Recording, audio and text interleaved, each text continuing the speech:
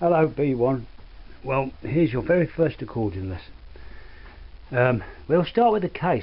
Make sure you've got the case the right way up before you open it, so that when you open it, the accordion is lying there like that. Now what you mustn't do is grab the accordion there, because if you try and lift it out there, your fingers will slip and you'll pull all the notes off and you'll give big problems. So the way to lift an accordion out of the box, you can hold it there and there by the straps and lift it like that onto its base side like that. Then hold the straps this side and lift it up. Now you can see where the straps are at the moment. You must always bring the straps round to the front of the keyboard before you put it in the case, because if you put the straps behind the accordion, it may still fit in the case, but what will happen is the buckles on the straps will damage the bellows. So always bring the straps over the keyboard to the front of the accordion and they'll be fine like that. Now this looks like an ordinary suitcase, but it isn't. It's an accordion case. You'll see it's got these blocks here. Well, it's also got blocks down there. Now those position themselves on the accordion here and here and on the bass side. That's to stop the accordion from falling forward in the case, because if it was to fall forward, when it falls back again, these keys here will catch on the case and again they'll get ripped up, they will lift up, and that causes a lot of problems, and it has a special job to repair that. Because if you try and push them back in place yourself, you could break the notes off, your pads won't seat properly, and the accordion will have notes sounding even though you're not pressing any notes. So remember, it must be a proper accordion case, and if you have to use a suitcase, always use something on the keypad. You can put a piece of cardboard over here, right the way down, and tape it at the top, so that if it does move backwards and forwards, the keys won't catch. But you should always use a proper accordion case anyway. And put the straps back over. Sometimes you may have to put the small side first. For some peculiar reason they always seem to go over better by putting the thinner end of the straps over first. The accordion case, when you close it up and clip it up, you can stand it on end and use it to put your music on. I've done this for years. It's very handy. If you're busking, you can open the case and leave it by the side of you, if just a few feet away, and you can let people drop money in it. Yes, but put a few coins there yourself first. It encourages people to drop you some money in. But never allow anybody or yourself to think that you can sit on the case. You'll get away with it for a while, but eventually you will damage the case. Straps on the case, and I'm putting the accordion on the case. You shouldn't do this because it could fall over, but I'm right next to it, so I'm going to show you this. These straps at the back, you can adjust the length of them so the accordion height is just below your chin, well, just below your neckline actually. And there's another strap here, this one here. Now this strap here clips across to this strap here on your back to stop the straps from sliding off your shoulders. Now when you've got the accordion on, when you look down, that is the side you should see. When you naturally look down, you should see the keyboard below your chin. Not there or there, but over here. You should see the keyboard zooming away from the bottom of your chin. Then you know you've got the accordion on properly. So the keyboard is just to the right of the centre of your chest. So you look down and the keyboard is naturally in your straight looking down position. When you have your hand on the keyboard, don't put the thumb underneath at any time. Some accordions you do. On some of the button accordions and some of the other accordions, Cajun accordions and button accordions, you do put your thumb underneath because there's a strap specially for it. But on the piano accordion, all 5 fingers are on the keyboard. They're not right on the edge like that. They're in that sort of position there, as far in as you can get them before these black notes are called sharps and flats, until your fingers start getting in the way of these black notes. You're about there, so that you can reach them all. Before you lift the accordion out of the case, make sure that your bellows straps at the top and at the bottom are clipped into place.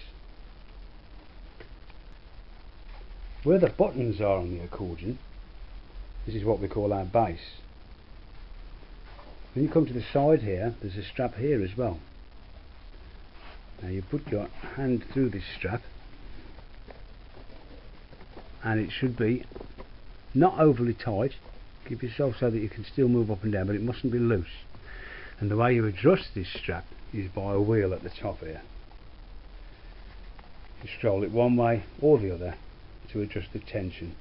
It pulls this strap in and out, and that adjusts the tension. You'll also see a button on the side that releases the air from the bellows, so that you can close the accordion off when you finish playing, or when you've finished the piece. But you should always finish a piece with your bellows closed anyway, just as a good performance technique, practice, whatever. So there we have the accordion. Now on this side, this piano keyboard here, we call this a piano accordion because the keyboard looks very much the same as a piano keyboard. The white notes are naturals. We call those naturals the white notes. So remember that word, natural. Okay. The black notes, we call these the sharps and flats, because each one of these black notes is a sharpened version of the previous note. Yeah. Or it's a flattened version of the following note. So you'll see these two black notes here, and then three black notes together, then two black notes together, and three black notes together, and two, and would have been three, but the keyboard's not big enough. Now these two black notes here, this note here, which comes, let's put this on its side looking at it as if it was a piano, that note there, we have to give it a name, and we're going to call that C, because that's what it is, the C note, and it goes up in the alphabet: C, D, E, F, G, A, B, C.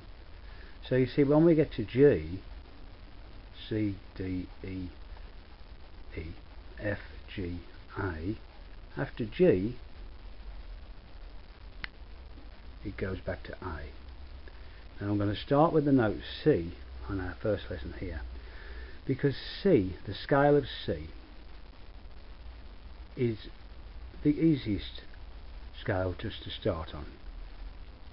You'll find the other scales are just as easy, but this one to begin with is a lot easier to learn than the others, because it won't cause you confusion, okay, till you get used to looking at the keyboard, and you'll be able to open the case up and you say, that's C, then you say, that's G, that's A, that's F, that's E, that's D, that's C. So we'll start on C, because in the scale of C, up to the next C, there are no sharps or flats to play. None of the natural notes are replaced with a sharp. So there we have C. So the next note here, this black one, in alphabetical, we call that C sharp, because the frequency of the sound goes up slightly, so it must be a different note. We'll sharpen this sound, we'll call it C sharp. Okay, C, D. If we wanted to lower this D note, the sound, just a bit, we go to the flattened version of it, So this note here then becomes D flat. It all depends what key you're playing in as to whether you should call that black note C sharp or D flat. But at the moment that doesn't really matter. Just accept that. Don't fight it. Don't try and go into it any deeper. If you were if you're after a musical degree, a doctorate, or if you were a scientist of music, then you would want to go into sound frequencies and you'll be getting oscilloscopes and stuff like that. But the furthest we're going to go into it is to say this is the C scale in this lesson, from C to C. And you'll notice there is C, which is 1, 2, 3, 4, 5, 6, 7, 8. Now 8 in these 8 notes, it's an octave, but octave also means 8 as well. That's why we have an octopus who's got 8 legs. So 8, remember it as octopus being 8, from one note to the 8th note is an octave. Okay, C, D, E, F, G, A, B, C. It's the alphabet. Now on the accordion, this note here being A, that's called the A440. Now you'll notice these buttons here. Now these shift the sound, the frequencies on these notes here up and down by octaves. But in the standard setting, or if you don't have any couplers, or if you're at a piano, that is the A440, right? And 440 is the number of the frequency of it. And the frequency, it means it sounds, if you had an oscilloscope and you put a microphone near it and you played that note, it will resonate or vibrate 440 times per second. Now it's not important that you know that, but it is important because on the accordion this is our middle C. It's not in the middle of the keyboard, okay, but that's our middle C here. For reading music purposes, that's our middle C. On the piano, it's above the lock in the center of the keyboard. That is middle C on the piano. But on the accordion, because this part of the accordion deals with the treble side of the music, that is where our middle C starts. Above these are all treble. Below these, we would call these notes, they're still shown on the treble staff, and the staff is what we write music on. But these notes here, from and including middle C downwards, are written on little lines below the staff. And these notes will be below the staff. Middle C is on the first ledger line below the middle staff, below the bottom line of the musical staff. And the musical staff has 5 lines, 5 horizontal lines, and obviously 4 spaces in the middle. And that C there is on the first ledger line below the staff, and the rest of the notes going down in tone are also below that. Okay, so the musical staff is 5 lines, and in between those 5 lines are obviously 4 spaces. So how do we remember what lines are what? Well, there are 4 spaces. So space rhymes with face. So you have 4 spaces on the musical staff. F-A-C-E, face. Those are the 4 spaces. The lines, every good boy deserves favour. E, G, B, D, F. And those are the lines from the E, this one here, from the bottom E on the staff, E, G, B, D, F, and the spaces are F, A, C, E. So just remember that little bit of theory for now. The spaces spell face, and the lines are the sentence, every good boy deserves favour. Okay, right, so that's the piano keyboard. Naturals, sharps and flats. These are the couplers. When you press a coupler, it brings in a different set of reeds, which are octaves lower, octaves higher. But in your normal standard playing position, that's your middle C. That's all you need to remember for the purpose of reading music. Okay, come round to the bass side now. These are the bass buttons. Looks terribly confusing. It isn't. It's the easiest part of the accordion to learn. These are couplers. These also bring in reeds at different octaves and different tunings. Different tunings from which suit different countries. Let's just put it like that for now. Different styles of music. This is the bellows unit, and this drives the reeds on the treble side and the reeds on the bass side. And we get our expression, our accents, by manipulating the bellows on the accordion, giving more force for longer or sharp jerks, sharp pulls or compressions on the bass bellows to give us our accents on the music. We'll come along to accents a bit later. So I think we've about covered the accordion as an introduction to the accordion,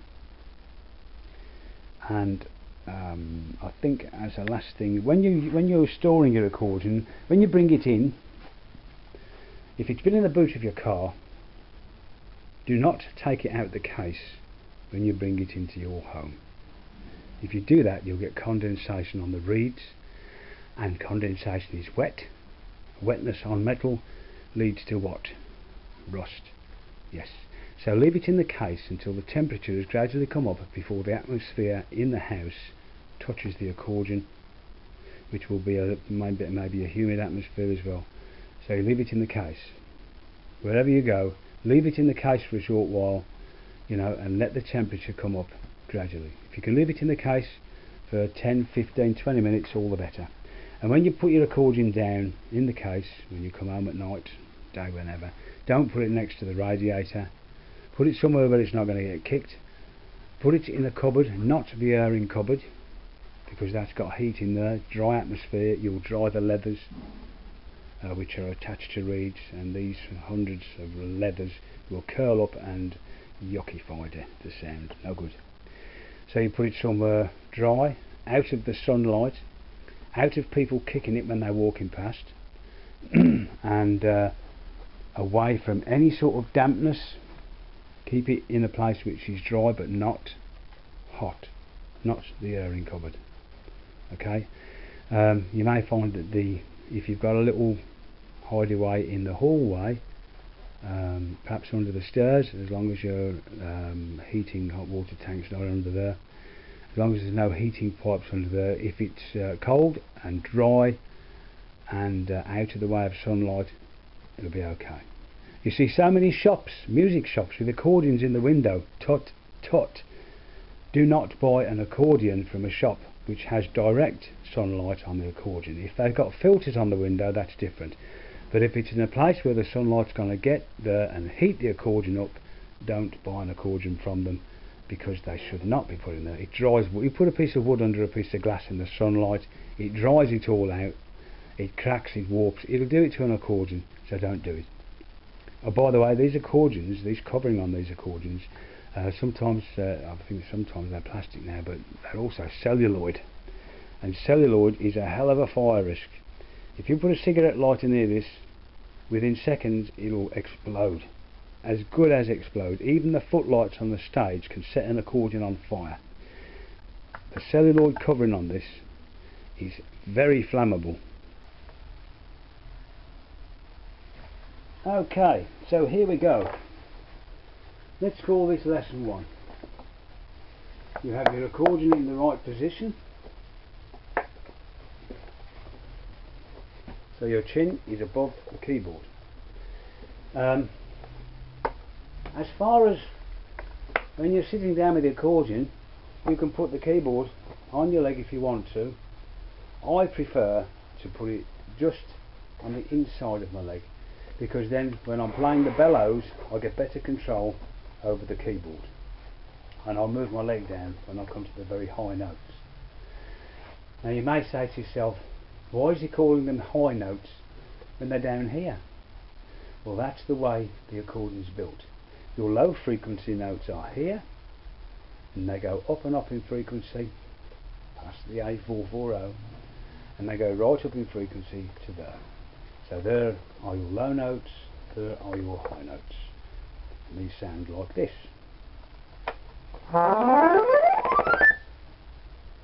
And your sharps and flats are the same. Okay. Okay, so let's start out. What did I just do?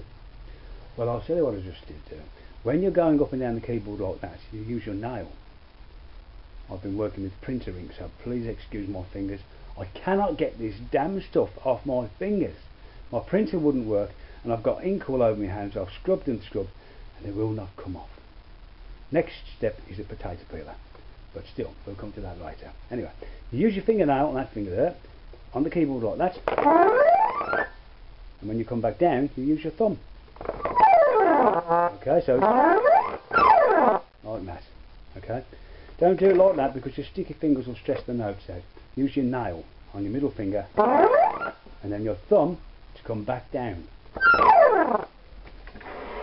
So there we are. There's just a little thing of nothing, which doesn't really matter. So let's go for the first proper lesson. Now I'm going to keep the theory right down on this. Too much theory on a video and you might get bored and give it up. So I'm going to start with a bit of practical, a little bit of theory, but to get your interest going, I'm going to go straight into practical and tell you a little bit about theory. As you progress and you decide whether the accordion's for you or not, if it's really for you, then we go into theory a lot more. Okay, so let's start with these notes here. So we've already said we've got C, D, E, F, G, A, B, C. Okay, now the way you play these notes is obviously with your fingers. Okay, and you have 5 fingers. I know it's a thumb, but for the purpose of reading music, and at primary stage, the very first stage, you will find music is written with finger 1, 2, 3, 4, 5. Okay, so we start with finger 1. This is on the C. I'm going to keep my fingers out the way so that you can see what notes I'm playing. So we go finger 1, then on to the D, finger 2, then finger 3. Okay, so it's 1, 2, 3. Practice that.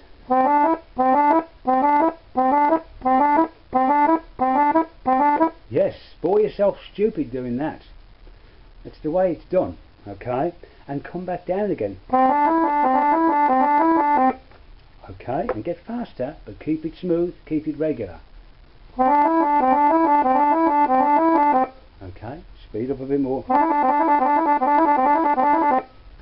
Okay, practice that. Now the next note, so we've gone fingers 1, 2, 3, and we've covered notes C, D and E. The next note is F, of course, in the alphabet. Now to play the F note, we don't go on the next finger. We bring the thumb underneath, so it's like this. Thumb underneath, then we follow with the other 4 fingers up to the C note. 1, 2, 3, thumb underneath. 1, 2, 3, 4, 5. Okay? Keep doing that. And then come back down again. Finger over, finger 3, finger 3 over. Okay, let's come down again.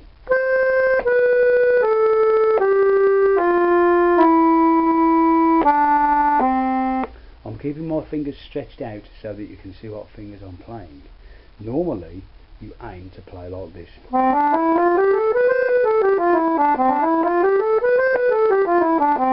Okay, keep practicing, don't speed up.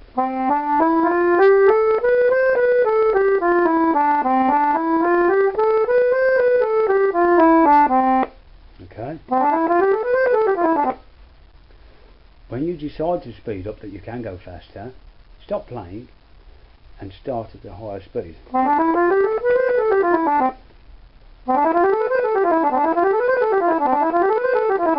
Okay, that's your scale of C, and that's all we need to do on that part. Now on the bass side, boom. Okay, where's C on the bass?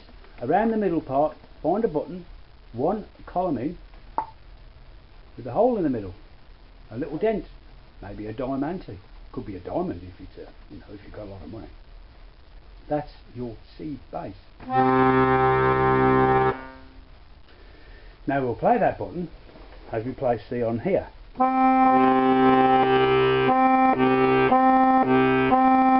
Ooh, it's the same note, isn't it? Of course it is, because that's your C bass. There. Now the C chord is across to the next column, going up slightly diagonally, but it's in a natural order of your fingers. So you've got your C bass, which is a low C, and you've got your C chord. A chord is made up of 3 notes, a triad. Triad, 3. Okay? This is where we get our bass and rhythm from. Before we go into details, let me give you an example. 1, 2, 3, 4, 1, 2, 3, 4, 1, 2, 3, 4, 1, 2, 3, 4. Okay? Start very slowly. Now I am teaching you the 3-2 fingering system, which is 3, finger 3 and finger 2. Okay? A lot of accordionists say no, you should do the other style, which is like this, using fingers 4, 3 and 2. But I'm afraid I was taught by my father and his friend, who both won the All Midland Accordion Championships. His friend was Jackie Tambora and Tony Tambora, who were very famous accordionists throughout Great Britain. My father was taught by Tony Tambora's father to play the accordion, and he played with Tony and Jackie Tambora for many years, and himself and Tony Tambora won the All Midland Championships. And my father was a 3-2 player, finger 3 and 2. So we can't be that bad a system. I don't care what anybody says. Right, so the way we play the bass, let me start off with telling you the way we don't play the bass.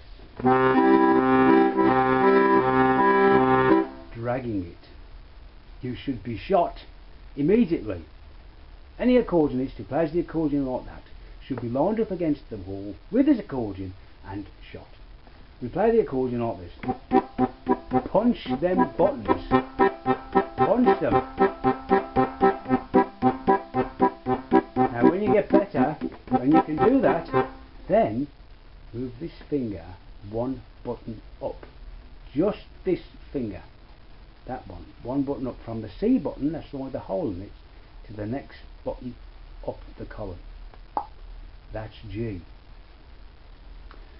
Human ears find that step from C to G a very natural and harmonious sound. Monkeys may find it different. Humans find it very agreeable. Do you recognise that? It's a very harmonious sound, isn't it? Very nice sound.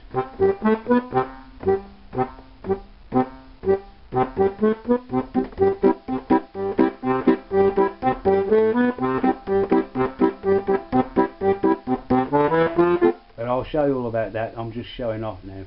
Right, so we've got the C and the G with the C chord, which is the next column, going up slightly at that angle. Those are all C buttons there. They're different chords, all them in that line there, which goes up slightly diagonally.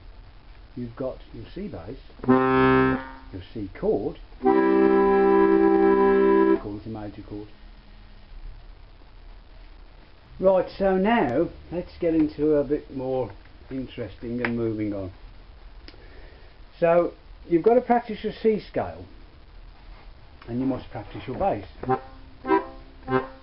Finger 3, finger 2, finger 3, finger 2, finger 3, finger 2, finger 3, finger 2. The button with the hole in it and the one across, the C major chord, or the C bass and the C chord. These are all C, as I've said. So there's your C bass, your C major chord, and you've got your minor chord, mysterious sound. Then your 7th chord,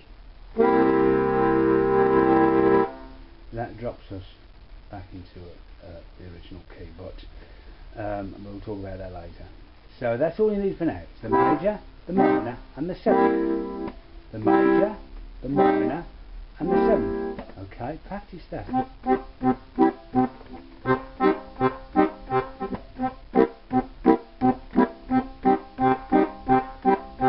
Don't rush. Keep practicing slowly. Now, the C on here. Hold that C note down and play your bass rhythm. Okay. This lesson, this is going to take some weeks to learn. You're not going to learn it in the 10 minutes of this lesson. So you need to switch off and come back to YouTube and do this again, because you cannot just follow me and expect to know it. But obviously, if I was to go at your pace, we'd be here for the next 3 years, which is no joke. That's a fact. It's going to take you 3 years to learn to play. We might be able to get you playing Happy Birthday in 3 months, but you certainly will not be playing the Beer Barrel Polka for at least 2 years. Okay, here we go. The waltz, Daisy Daisy, you should be able to play that within a few months. Okay, right, so let's look at this. I'm going to play the bass, and I'm going to count to 4. 1, 2, 3, 4, or 1, 2, 3, 4. And that's how we're going to count the bass. We'll start nice and slowly. Okay, so let's have a 1 bar counting. I want you to hold this note down, the C. But I want you to rest your other fingers on the keyboard as you do so. You just press your thumb on the C. Okay. 1, 2, 3, 4. 1, 2, 3, 4. Okay. Now we'll bring the bass in. So we'll do 2 sets of counting. 1, 2, 3, 4. 1, 2, 3, 4. Now 1, 2, 3, 4. That is a bar. 4 beats to the bar. Okay. Because the music is in 4/4 time. These 1, 2, 3, 4 are worth 1 beat each. Okay, 1, 2, 3, 4. But we'll tie it all together. We'll tie those 4 notes together. In fact, and we'll play it just as one long note. 1, 2, 3, 4. Okay. You can tie musical notes together, or you can use a different way. You can play that as for what they call crotchets, which is a black dot with a tail sticking up, or it may be sticking down, depending on whereabouts on the staff it is. Or you can use the minim, which is worth 2 beats, or the breathe, which is 4 beats. The minim is a hollow dot, so it's just a circle with a tail. That's a minim. That's worth 2 beats. So it would be 1, 2, 3, 4. Or we can use the breathe, which is just a circle, like an O, which is worth 4 beats. 1, 2, 3, 4. Okay. That's to give you the time reference, the time value for the note. So your breathe is 1, 2, 3, 4, or the minims, which are worth 2 beats each. 1, 2, 3, 4, or the crotchets, which are worth 1 beat each. 1, 2, 3, 4. Okay, but we'll work on the breathes. Breath. Right, and we'll play the bass at the same time. Ready? Here we go. 1, 2, 3, 4. 1, 2, 3, 4. 1, 2, 3, 4. 1, 2, 3, 4. That was 4 sets of 4. 4 bars, because there are 4 beats in the bar. Okay, in 4/4 time. And we accent so that we know that it's 4 beats to the bar by accenting the first of the 4 notes. We do the accents with the bellows. 1, 2, 3, 4. 1, 2, 3, 4. 1, 2, 3, 4. Or you can accent beats 1 and 3. 1, 2, 3, 4. 1, 2, 3, 4. But that gets a bit more complicated then, because we're going into different timings when you start playing with accents on the rhythm and the bass side. You can change it into 2/4 music, and that 2/4 time and 4/4 time is very similar, but it's mainly 4/4 time they use these days. Same with 3/4 time. 3/4 is a waltz of 1, 2, 3, 1, 2, 3, 1, 2, 3, 1, 2, 3, 1, 2, 3, 1, 2, 3. That's for your waltz. Okay, so there we are. Now we've held that first note down. Now let's hold the whole chord down. Let's hold 3 notes down. Now the chord of C, the triad, is made up of the notes C, E and G. This printer ink looks terrible on my fingers. I do apologise for it. Right, C, E, G. Let's play it in 4/4 time with the bass. 1, 2, 3, 4. There's an idea. Let's hold it down for a bar and release for a bar, and hold it down for a bar and release for a bar. Okay? So hold it down for the first bar. Let's have a 1 bar counting so we can all start at the same time. Okay?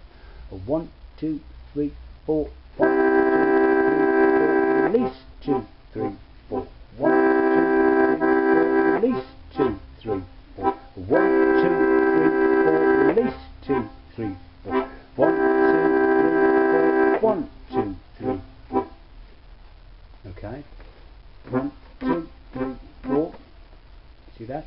On the C bass and the C chord. 1, 2, 3, 4. 1, 2, 3, 4. Okay? And remember to punch the bass. That's as far as we're going to go on this particular lesson. We've gone too far as it is.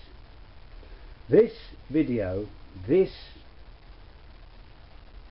accordion fast track B1, stands for Barney, okay, has gone far enough. It's even gone too far. This first one should last you a month, at least. It should last you a month, because you've got the scale to learn. You've got to get familiar with C, E and G, which is the C triad chord. Okay? You've got to get used to using the bass. Okay? And there's the button. And always, before you take the accordion off, always close both of these straps up, top and bottom, to clamp the bellows shut. Because when you see an accordionist and he takes the accordion off and the bellows are flopping all over the place, it looks so amateurish. Close both of them up, then you can take your accordion off and put it away in the case. And there we are. Now to start with, I would recommend that you find a room which is totally private. Don't play in front of anyone. They'll take the mick, or they'll stick their fingers in their ear. It will put you down. Even though they don't want to put you down, they don't realise that you can upset an artist like that, and it'll put you off practicing. You'll probably have to stop.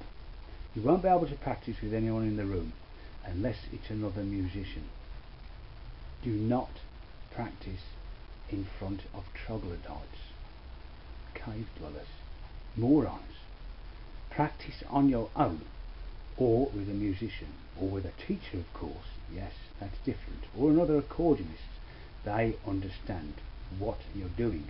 They will not take the mick, and you will not feel embarrassed playing in front of another musician. Okay? Because they've already been there. They know exactly what you're going through, and they appreciate that you are going to be dedicating many years of your life to learning this. Play on your own. And if someone comes into the room, if you feel a bit iffy about them, stop playing. do something else, pick your music up, wait till they've gone, if it's a moron, you know. And practice to start with. Spend, let's say, I would say 15 minutes. A few days later, if you're really keen to get on the accordion, put your practice time to half an hour. It's a very physical thing, the accordion, and you will need to build up a bit of stamina for the bellows and working on your accents and using the bellows, which is something else we're going to be talking about. Just for now, think of a figure of 8 when you're drawing the bellows in and out. Okay, top of the bellows goes out. To draw the bellows back in, close the top and let the bottom close itself. Right, I'll show you next time. And gradually build it up until you're spending at least 1 hour a day, and after that it's up to you. But as soon as you get fed up, just put the accordion back in the case and forget it. Give yourself a break. It's very exhausting for your mind. Don't force yourself. If you don't feel like practice one day, but you think to yourself, oh, I must practice, but I really don't know if I want to be bothered, have a little shot at it for a couple of minutes. If you still feel the same way after a few minutes of practicing, put it away. Give yourself a break. Give yourself a 24-hour holiday from it and say, to hell with it, I'm not going to play today. I don't feel like it. The stamina, and the more interesting it gets, you'll want to play more, so don't worry about it. Okay, that's your lesson for today, B1. So from P1, from Pugsy, I'll say bye bye for now.